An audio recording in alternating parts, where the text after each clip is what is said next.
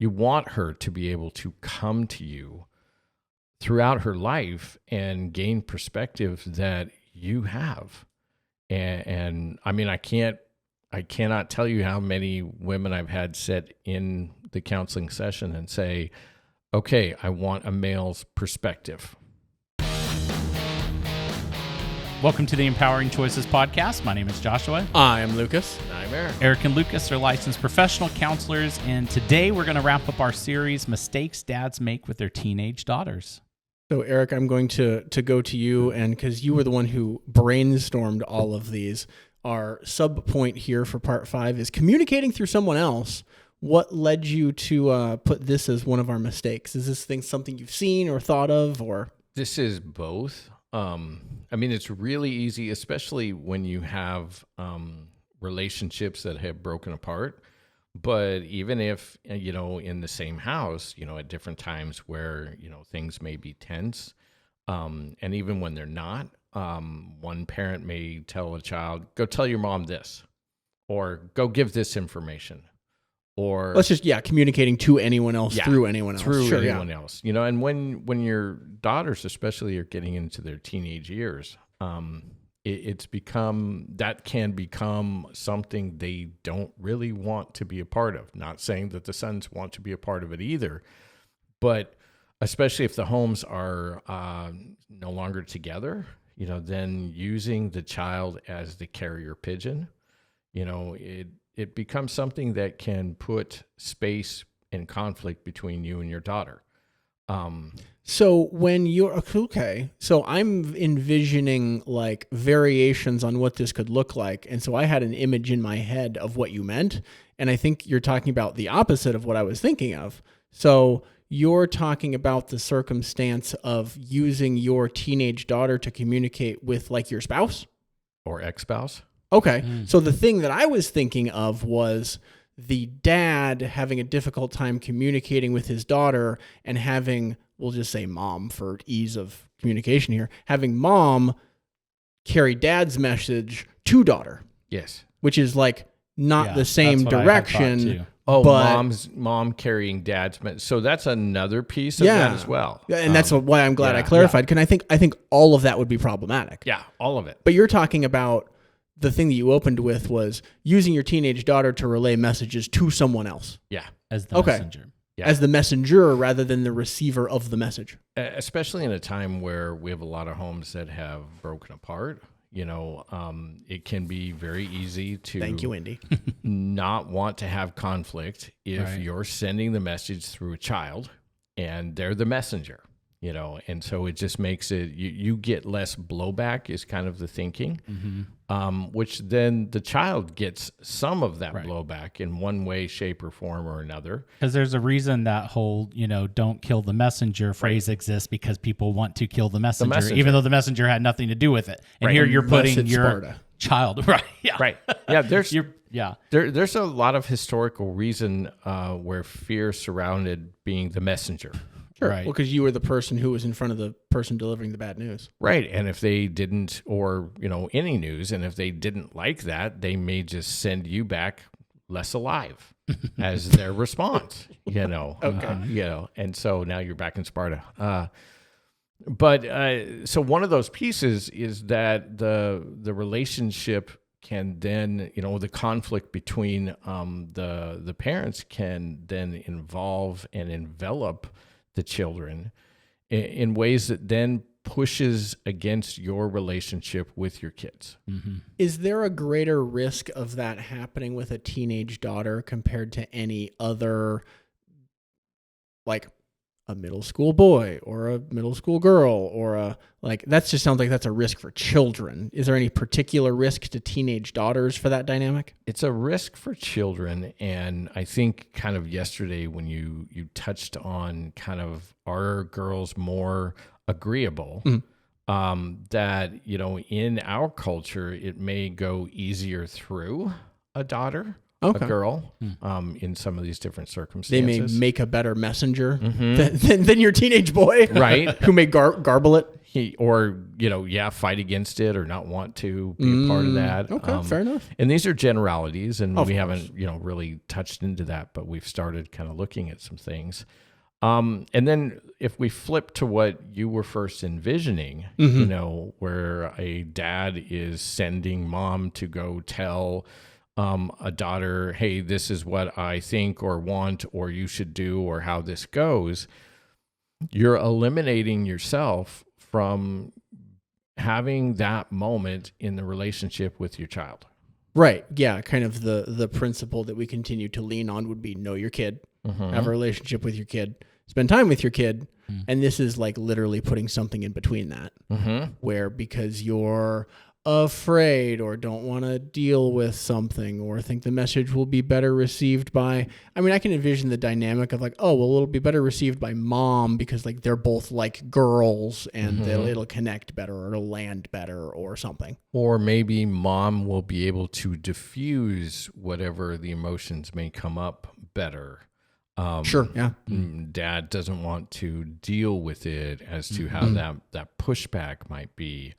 And all of that, dads, hurts your opportunity to continually grow your relationship with your child, especially your daughter. You want her to be able to come to you throughout her life and gain perspective that you have. And I cannot tell you how many women I've had sit in the counseling session and say, okay, I want a male's perspective. And that's the phone call or the sentence that you want to have coming to you as dad over the phone or over dinner or, somebody's coming to somebody's home and she's looking to you for your insight because you have some. And, the relationship that you're cultivating, is it never you're going to say, will you go tell Sally this? Now, there's going to be these different times, there's always that's exceptions. Just the exception. But as much as you can be the one to be able to, stop by wherever Sally is at and, give her whatever information that you're trying to give her, and it's going to help your relationship overall. It reminds me of the thing that sometimes gets talked about like, oh, that's your daughter or those are your kids, right? Like when you're talking to your spouse, right? Instead of it being ours or mine or... Oh, yeah. You come home from work and maybe your wife has had, a tough day, with your son. And the first thing you hear is, let me tell you what your son did today. Right. Yeah. And I'm like, when did I do this alone? Right. Last I checked, it took 2 to tango. Right. And okay, I think I want to go back to work for a while. Right.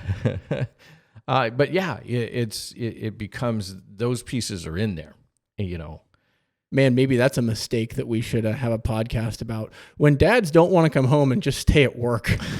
Right. Right. As a parenting pitfall. And what are the things that can help? Sometimes things in situations like that, more communication throughout the day, can be helpful if a person's job allows for that communication. It's only in these last, how long since the 80s, could actually say that cell phones have been a thing. They just looked like a great big phone in a case. I don't think it's been even more recent than that cell phones have become even like I'm feasible. thinking existence because the first cell phone I remember seeing kind of, in movies and things was, and it's blanking. Miami Vice. Oh, wow. Yeah. They had a phone in the car. Yep. It was attached. Yeah. It My was grandpa had one of those. Car phone. Literally, like you pop the trunk Right. and there was like something the size of a suitcase in there. And then there's antennas and wires. And then, it's like a now home that you phone. mentioned that, I wonder how much farther we can go back with that with some of the different spy shows that had a suitcase and kind of a phone type situation. Right, but how much of that was objectively fictional compared to the technology actually existed? Yeah, whereas Miami Vice, they actually had that technology that, was coming out at that time. Yeah. And so so in the last 30, 40 years, we have this ability that you can talk instantaneously through text messaging. Whereas like my dad would come home and then my mom would fill him in and then he got to be the disciplinarian.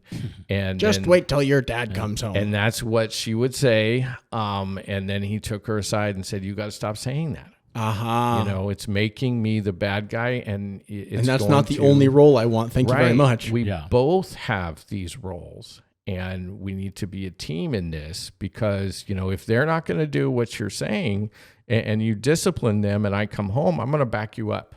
That's the message that they need to receive. And if I'm here and they're not doing something, that they're supposed to be doing, then I will discipline them. And then you come home and you back me up. And we've already talked about what that will look like for both of us as a team. That's kind of another of our parenting fundamentals is be a team and use that teamwork. And through the technology, because sometimes, the message might be, well, tell them this, and there are going to be times for that. When my son was blowing out in his classroom in grade school, they would call me on the phone and I'd be at work. And they'd say, here's what's happening. And I'm like, okay, put him on the phone. And it only took, a couple of minutes. And then, things were back to the way they should be. But then he stopped wanting to come to the phone. Oh, good. Yeah. Because that was somehow his avoidance of the problem. If I just don't come to the phone, phone, then it'll go away. He thought he had it in the bag. And I said, hit speaker. Wow. So we have this technology. Really funny. Right? Oh, to see his face at that time, What do you mean? Okay. Hi, Dad. But it was me delivering the message. Hit speaker. And that's one of the things that this was saying and what I was looking at is when we're using other people to deliver the message, especially to daughters, or we're using daughters as the megaphone, it's having an impact on the closeness of your relationship with your daughters.